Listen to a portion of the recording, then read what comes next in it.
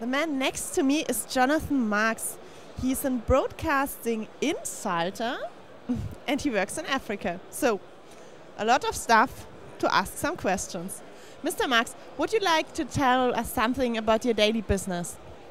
I'm working in West Africa, and the purpose of my work is to try and empower women. The future of West Africa is female, and they are the clue. It's the women who are the clue to breaking the cycle of poverty. So what we're doing is we're using technology, working with FM radio stations, but also increasingly doing more video because of the growth of mobile. And what we're trying to do is collect stories. There are some very positive stories about what's happening in Africa. The challenge that Africa has compared to Europe is language.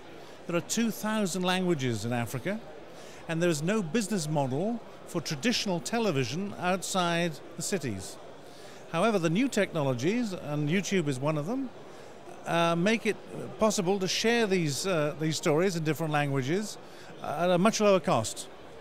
And so what you're seeing is that the community FM stations, which are working in local languages, are now embracing technologies from the web. That could be Skype, that could be YouTube. And what they're doing is they're moving from being purely an FM broadcast mode into also a community media, and finding revenue from, for example, mobile, and indeed collecting stories in the community in local languages and starting to put them up on YouTube. So I see YouTube as an enabling technology, and what's going to be very important is also the fact that you are connected with Google, because my fear is that many communities in Africa working in these local languages, their heritage is being lost. There's a saying from the 1960s that when an old man dies in Africa, a library burns.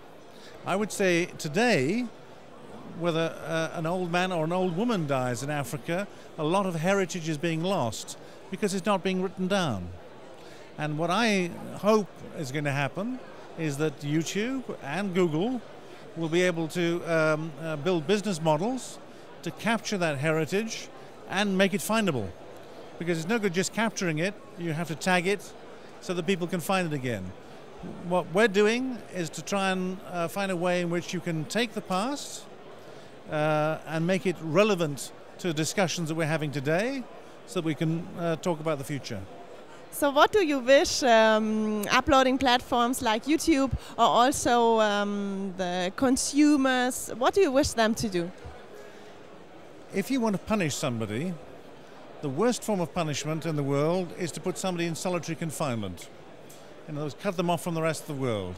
The other extreme of that is to create a conversation. And I'm using YouTube and to capture conversations from today to be used in discussions tomorrow. It's a catalyst for conversation, something that's short and sweet. The power of YouTube is also the tagging, the fact that you're able to tag stuff so you can find it again.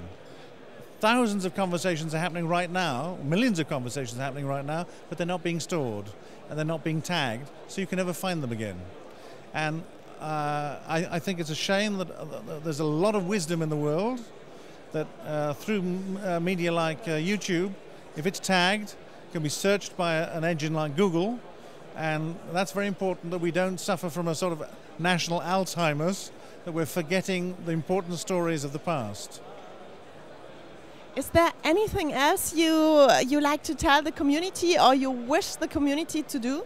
I'm actively looking for help in preserving some archives, some sound and video archives that I know exist in Africa and which I know are rotting, because the problem is the material, the tape, is physically self-destructing, and that's partly because of the weather. I mean, it's humid, it's hot and humid, and so I'm looking to help those broadcasters with their archives, and I know that Google and YouTube are going to be part of that solution. So, would you like to tell us your homepage, your contact? Yes, you can find me at jonathanmarks.com. That's JONATHAN Marks. marks.com, and love to hear from you. Thank you.